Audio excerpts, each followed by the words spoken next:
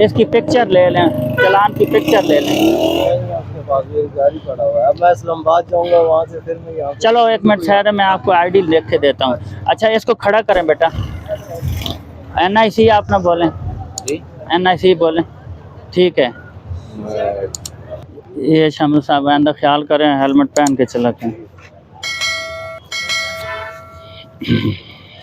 बच्चे अपना ID card number बोलें। याद नहीं है। चलो मौला ले। ये किसका है? कासिम साहब, कौन सी गाड़ी है? शाबाश। इसकी नंबर प्लेट आप जो है ना फैंसी लगा के फेर रहे हैं, नमूने की नहीं है, ठीक है।